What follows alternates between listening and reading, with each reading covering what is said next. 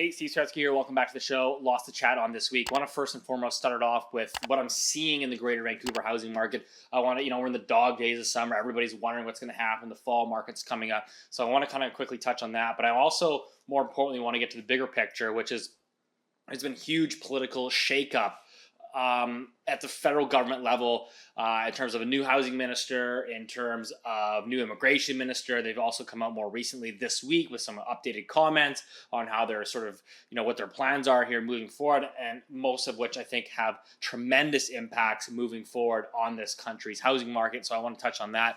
But first and foremost, greater Vancouver housing market, you've been following along, reading the media headlines, you'll see two things.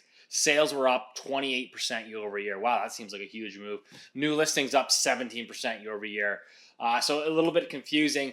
Keep in mind that those figures are coming off 20-year lows. So last July of 2022, 20-year lows in both sales and new listings. Why? Because the housing market essentially froze. That was exactly the same time when Tiff Macklem was dropping 100 basis point moves at that time. And so, we're coming now off these 20-year lows. Obviously, activity has bounced back to some degree, but both sales and new listings are still running well below long-term averages. So I would call this a housing market that is really lacking a lot of activity. It's a pretty dull market. But the big story is that inventory is down year over year, but standing inventory, which is the number of homes available for sale on the MLS across all property types, detached, condos, townhouses, etc.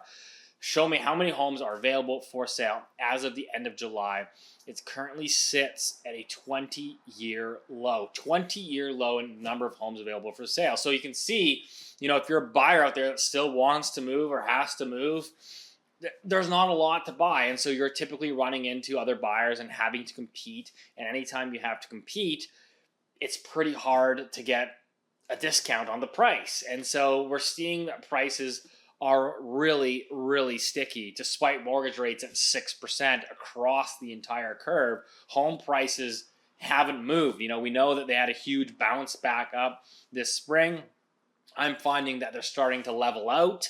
But there are certainly no discounts. I would say there's really no opportunities in the housing market. I'm not seeing any deals whatsoever despite mortgage rates at 6%. So again, I suspect the longer that rates are going to stay this level, you have to assume that eventually inventory will build, and eventually one would think you'd have some downwards pressure on prices. But again, this has surprised me. It's been, we've been talking about this inventory story for 12 months and just has not built. And we did a video about this, 2-3 weeks ago, which I argued that one of the adverse impacts of the Bank of Canada's 500 basis point move in hikes is that I think they've actually ironically cut off some of the supply, and I think they've actually locked people into their homes, i.e. people that normally might put their home on the market and then go buy something. So you have these inventory that comes to market.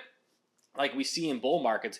In bull markets, you actually see inventory push way up because people go, oh, wow, there's so much liquidity. People can move, people can upsize, people can downsize. There's lots happening in the market.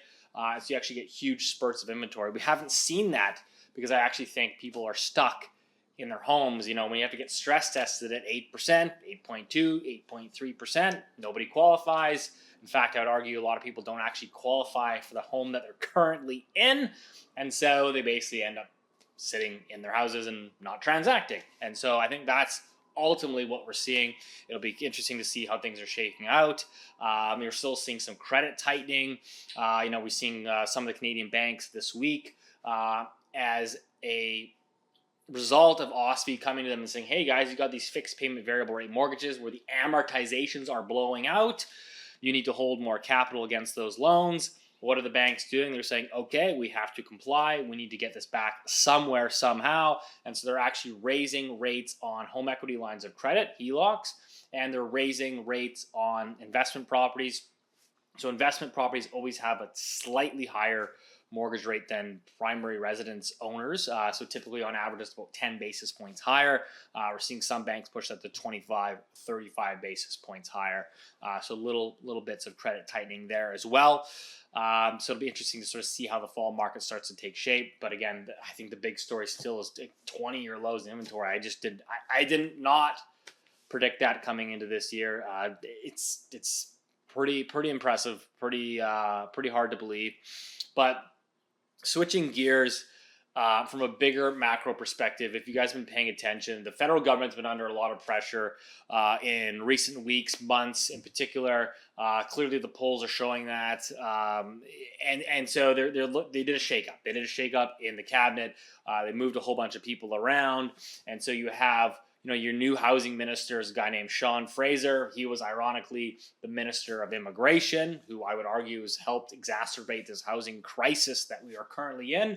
When you add 1 million people a year into a country where you're already in a housing crisis, I would argue that there's not enough inventory, not enough supply, that when you add 1 million people, you're adding to demand, whether it's in the rental market or it's in the purchase market.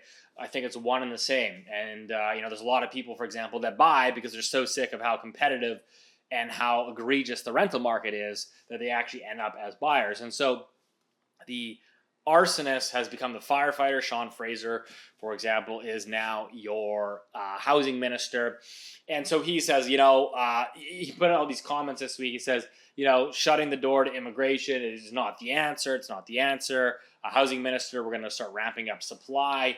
And so, the hope is, well, if this guy was so successful on the immigration side, aka pumping 1 million people into the country, maybe he can do it for housing starts. But I would argue that housing construction and supply is done by the private sector. I think every developer in Canada, other than maybe a couple, are not. There's only a couple publicly traded developers in Canada. The vast majority of them is private capital. When your cost of funding rises by 500 basis points in 12 months, it makes a lot of development projects unfeasible. It's a huge expense item. And as a lot of these developers are raising money, they're going out to investors and saying, hey guys, you want to invest in our project? We'll give you this, 15% or whatever, 17% IRR. You come invest in our project. Well, when that cost of funding blows out, and arguably I would say your resale prices start to come down a little bit or moderate, or you say, hey, the future price growth of this investment is not probably what you'd want it to be with 6% mortgage rates, that caps your upside. And so a lot of these projects just are no longer feasible. And so this guy, the housing minister, he might want more new housing starts. But the laws of economic gravity suggest that anytime you go through a rate hiking cycle, and particularly the fastest one or the most extreme one since the 1980s, chances are the economic gravity suggests that housing starts are going to roll over. And that's exactly what we're seeing. If you look at permits over on a 12-month rolling average, obviously they're rolling off the cliff. And so that all comes to head and says, okay, well, we're not supposed to turn down, immigration. This guy says he's going to ramp up housing starts, but how is he going to ramp them up? How is he going to ramp them up? Unless the federal government immediately becomes a real estate developer at scale, housing starts are not ramping up anytime soon. And so that takes me to switches the gears. The new housing minister, have some comments from the new housing minister. His name is Mark Miller. And so Mark Miller was out in an article with Bloomberg this week, and he says the Liberal government, will either keep or raise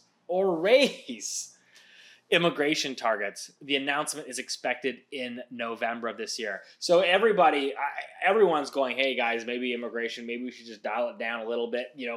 We're all for immigration, but 1 million people, maybe that's not the right number. Maybe it's 800,000, maybe it's 700, maybe it's 650. I don't know, but I think it's worth a conversation. This guy's saying, listen, we hear you, but we might raise them.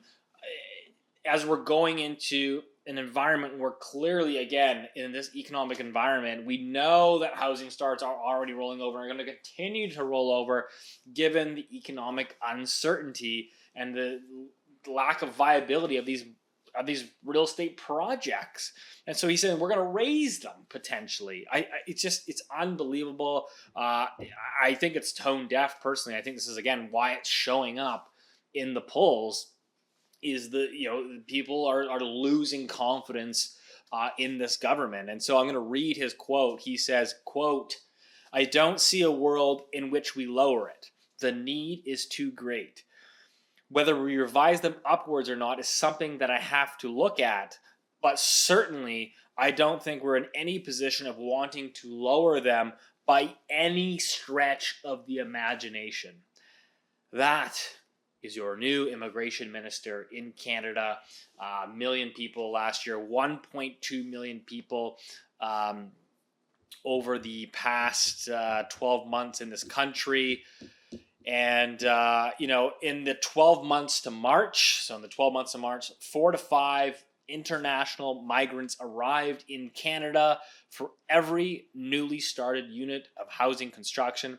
That's the highest in data going back to 1977, further aggravating the imbalance between demand and supply. And so sometimes, there's all this macro that's going on, and we talk about it a lot, interest rates, what's happening in other parts of the world, central banks. But sometimes housing does boil down. Sometimes things do boil down to supply and demand, which is AKA mortgage rates at 6%. The only reason you haven't seen lower prices is because you have 20-year low inventory. And I would argue that the supply and demand side, this federal government is destroying. I think we can all agree this is not a great housing market. This is not a healthy housing market, okay? While my profession might benefit off of rising house prices, I think we can all agree for the long-term benefit of society that, having suburban detached houses costing you $1.7 million is not a great thing from a long-term perspective. And so the fact that these guys continue to put their foot on the accelerator, and then you have your federal government, Justin Trudeau, your prime minister, come out the same week and saying, housing isn't necessarily a federal responsibility. Huh? He got elected in 2015 and then re-elected, I believe it was in 2021, on the basis that they were going to fix housing. And he's saying it's mostly a municipal problem. But then his housing minister a month ago, before he got fired, which he should have been fired a long time ago, said not to blame the municipalities. We got to work with them. So everyone's just sort of like doing this dance and pointing fingers, and it's maddening. As someone that is in the industry, I help people buy and sell. I do small scale rental projects myself, to see what's happening in the market and to see the destruction that a government can do to a market is punishing huge cohorts of society and future generations from locking them out of housing. Is honestly, it is terrifying. And so the federal government says it's not our responsibility, it's mostly municipal responsibility. They got to build more housing. We're going to ramp in 1 million people a year, but they got to figure out the supply side. But again, I would argue that the federal side, you're setting economic policy, which ultimately helps set monetary policy. You're responsible for OSFI, which is the federal banking regulator. You're responsible for CMHC, which is your mortgage insurer and arguably one of your largest lenders to real estate developers, particularly on the rental side.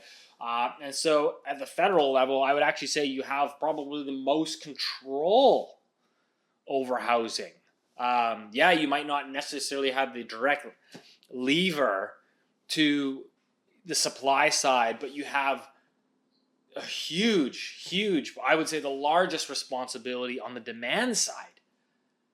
So this is where we get to, I know we're talking about, okay, what's going to happen in the housing market, the correction, the crash, when's it going to happen, who's it going to happen to? I just look at it and I think, man, I just think in 3 to 5 years, whatever happens over the next 12 to 18 months, there's going to be some volatility. We know that. But I just have to think over the next 3 to 5 years, we're going to be still talking into this camera, and we're going to be talking about the lack of affordability in this country's housing market. Because you can't just turn the dial on new housing supply and construction. It's such a long process. Everybody knows the bureaucracy in this country to get things built, the amount of government you have to get through, the amount of taxes you have to pay, the amount of public hearings and NIMBYs you have to get through to get projects approved. You can't just snap your fingers and turn on a 15-story condo building, a month from now, 6 months from now. These take years and years of planning, and the lack of planning on the federal government side. And yes, the municipal governments are partially to blame, the provincial governments, but it is a mess. It is a mess. And so I'm going to leave it on that note. It's probably depressing. It certainly depresses me. I just don't see. I'm extremely skeptical that this is going to get resolved in a timely and effective manner. So, I mean, again, that's why we get a vote. So until then, continue to watch the show, and hopefully I can help where I can. As always, we'll see you next week.